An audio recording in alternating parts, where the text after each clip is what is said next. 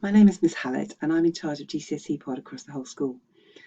I want to talk to you briefly about how to use GCSEPod really effectively as part of your learning at Northgate High School. So GCSEPod is an online bank of short videos and activities that are linked to a specific subject. It's funded by our PTA and each student from year 7 to 13 has an individual login. You have to register first, but once you've done that, and it's very quick, you can get in. Teachers can set assignments and tasks for students. It could be that you just set a video to watch and that's it, and something to go along with that. Or it could be that there's some questions, either multiple choice or something you have to write in the screen to answer with those GCSE pods. Students can search for podcasts on areas of difficulty, which is really, really useful. Each pod is only about 3 to 4, maybe 5 minutes long. And what they do is they take the little bit of the specification that you need and they just have that and they explain it beautifully. It's specific to each student's subject and exam board, and we have set it up deliberately like that. Now, my big message here is don't just watch the pods, actually do something with them.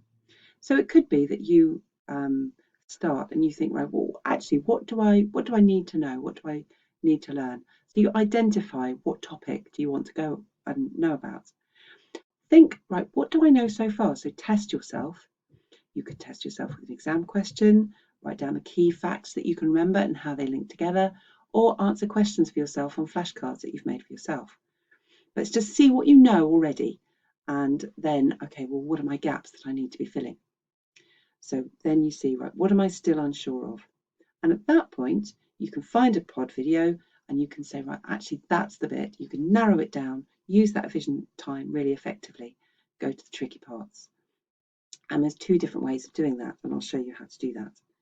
And then this is key. Wait a few days, get that spaced practice along with your retrieval practice, and then test yourself again.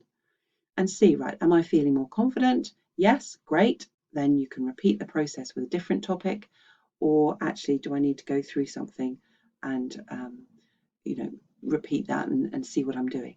Here are some examples of what our students have been doing with the pods as they've been going through. You could make a mind map of that important information. Just watch, say, one pod a few times through, make a mind map of what is the key information out of that. See if you can remember it without just copying it down. Get that mind map and get a blank piece of paper, and a little while after, can you recreate that mind map so that you know what you can remember and what you've forgotten. You could list that key information, colour code each section. What does each one mean?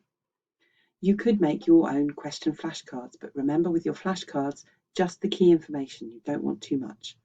And you could bullet point the information. Other things that you could do, you could use mnemonic to remember that key information. Put the information into the right order to summarise it. All these things are using the information and doing something with it. Some of you, you could create a template and fill that in after you've watched it.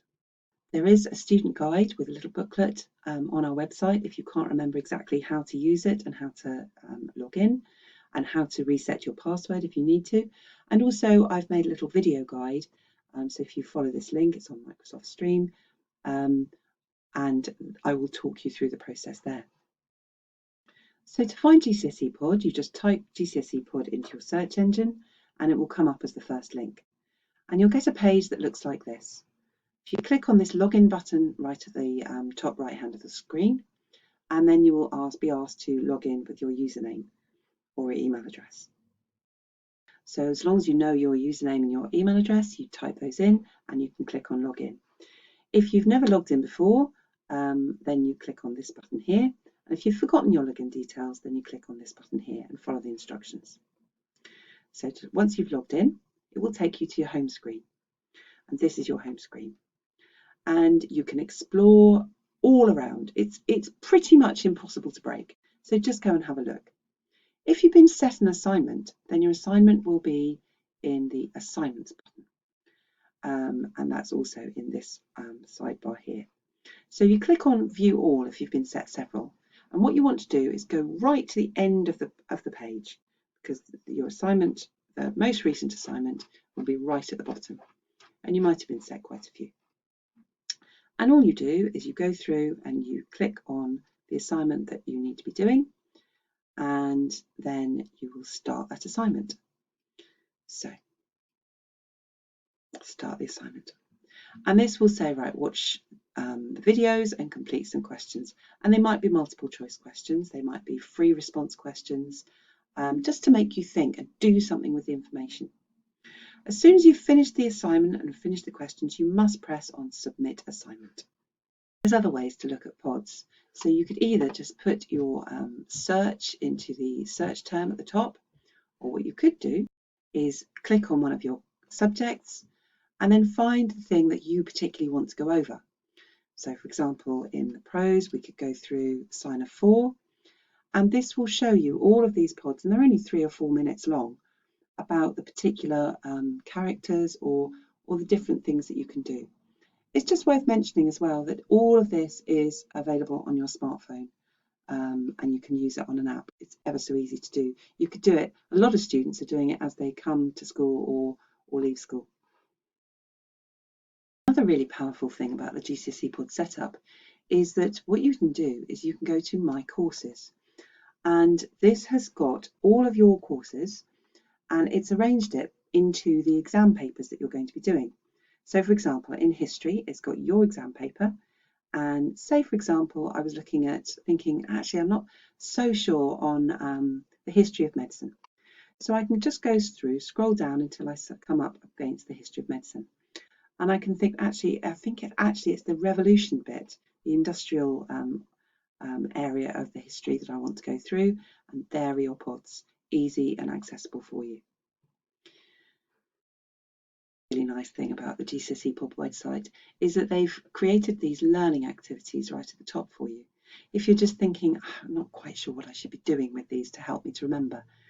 And each people will have their own favourite way of doing things. So you could quiz your friends. We know that testing yourself and each other is really, really powerful. You could go through and you could see, right, actually, let's summarise and say, well, which is the most important of those pods? So lots of different ideas just to get you going. If you have any problems with your account, then you click on the My Account and you can change your password and information here. And also this little arrow at the top is quite useful, because that is going to be showing you, well, actually, I can't quite remember how to do something, so this shows me here. So that's just a quick summary of how to use the website. I asked our students from previous years, how they got on using GCSEPod, and it's sometimes not the most amazingly vital website, but actually it is great because it has exactly what you need and it's going to be very well laid out. As this student said, it's great if you're going a long journey. You can listen to your GCSEPod. You can download them and you can listen to them as you're going on the journey. A lot of people, as I said before, listen to them before and after school. That's really good use of your journey time. It's condensed down so that the parts that you actually need is there. You don't have to sift through loads and loads of paragraphs of information. If you need a hand with anything, have a look at the student guide, have a look at the video guide, and email me. My email address is just at the bottom of the student guide, and I will help you sort you out.